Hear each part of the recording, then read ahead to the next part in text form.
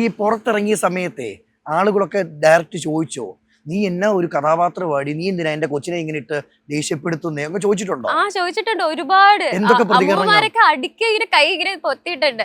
ഇങ്ങനെ നീ ഞങ്ങളുടെ കൊച്ചിനെ അലീനെ നീ ഇങ്ങനെ ചെയ്യോ എന്നൊക്കെ പറഞ്ഞിട്ട് ഭയങ്കരമായിട്ട് ചെയ്തിട്ടുണ്ട്. പക്ഷെ എന്നിട്ട് പറയും ഞങ്ങൾക്ക് ഇഷ്ടവാ, പക്ഷെ നീ നെഗറ്റീവ് ആയോണ്ട് മാത്രം ഞങ്ങൾക്ക് ഇഷ്ടമല്ല എന്നൊക്കെ പറയും. ആ ഒരു കഥാപാത്രത്തിന്റെ വിജയം തന്നെ അല്ലേ? സത്യ.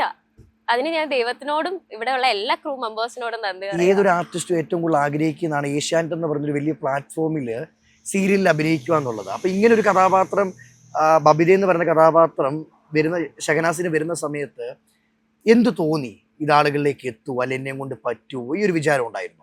ഉണ്ടായിരുന്നു. കാരണം ഒന്ന് ഏഷ്യാനെറ്റാ, എല്ലാരും കാണുന്ന ഒരു ചാനലാണ് ഏഷ്യാനെറ്റ്. അപ്പൊ അതിൽ നമ്മൾ ചെയ്യുമ്പോൾ അത്രയും നന്നായിട്ട് ചെയ്യണം.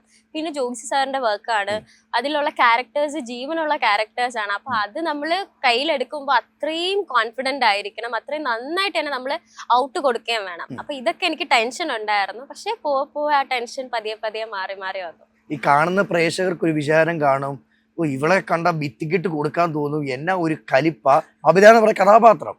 പക്ഷെ നേരിട്ട് കണ്ടപ്പോൾ ഷഹനാസ് ഇതുപോലൊരു പാമ്പിടിച്ചോള് വേറെ ഇല്ല കേട്ടോ. താങ്ക് യു ചേട്ടാ. അത് ഇവിടെ എല്ലാരും അതാ പറയുന്നത്. പക്ഷെ ഞാൻ കുരുത്തക്കേടാ, ഇവിടെ സെറ്റിലും ഭയങ്കര അടിയും ബഹളവും ഒക്കെയാണ്. അങ്ങനെ വേണമല്ലോ. അങ്ങനെയാണ് പൊക്കോണ്ടിരിക്കുന്നത്. പക്ഷെ എന്നാലും ഈ ക്യാരക്ടർ എന്ന് പറയുമ്പോ പെട്ടെന്ന് ചേഞ്ച് ഓവറല്ലേ. ഞാൻ നിന്ന് ആ ക്യാരക്ടറിലോട്ട് വരുമ്പോ എനിക്ക് തന്നെ ഡിഫറെന്റ് തോന്നുന്നുണ്ട്. ഇത്രയും നെഗറ്റീവ് ആവുന്നതിന്റെ ഒരു. ഈ സീരിയലിലോട്ട് ആദ്യ വരവാണോ? ഇത് എന്റെ മൂന്നാമത്തെ സീരിയലാണ്. സീരിയലിൽ ഞാൻ ഫസ്റ്റ് വരുന്നത് ഡാൻസിലൂടെയാണ്. കലോത്സവ വേദിയിൽ നിന്നാണ് ഇങ്ങോട്ട് വരുന്നത്, എന്നെ കൊണ്ടുവരുന്നത്. സോ റിമ്പി ചേട്ടനാണ് ഫസ്റ്റ് എന്നെ സീരിയലിൽ വിളിക്കുന്നത്, നിന്നിഷ്ടം എന്നിഷ്ടം സൂര്യ ടിവിയില്. സോ അതിൽ നിന്ന് പിന്നെ എന്റെ ജേർണി ഇതിലോട്ടായി. അറിയാണ്ട് അങ്ങ് ഇഷ്ടപ്പെട്ടു പോയി അഭിനയം എന്ന് പറയുന്നത്. ഈ ഷഹനാസിന് ഒന്നും വേണമെങ്കിൽ മറക്കാം കേട്ടോ. അതായത് കലോത്സവ വേദികളിലല്ല ഞാൻ കഴിവ് തെളിയിച്ച് വന്നതാണെന്ന് വേണത്തള്ളാം. പക്ഷെ അത് വന്ന വഴി മറക്കാതെ പറഞ്ഞു കേട്ടോ. എന്നെ ഞാനാക്കിയത് കലോത്സവ വേദികളാ. സത്യം. കാരണം എന്ന് വെച്ചാൽ ഞാൻ ഡാൻസറാണ്. അപ്പം കണ്ടിന്യൂസ് പ്രോഗ്രാംസും യൂണിവേഴ്സിറ്റി കലോത്സവം വരെ ഉണ്ടായിരുന്നു. അപ്പൊ ഇതിനെല്ലാം പോയിട്ട് ഇപ്പൊ ഞാൻ കലോത്സവത്തിനൊന്നും ഇറങ്ങാൻ പറ്റത്തില്ല, ഇപ്പൊ പഠിക്കുന്നില്ല, കോഴ്സൊക്കെ കംപ്ലീറ്റ് ആയി.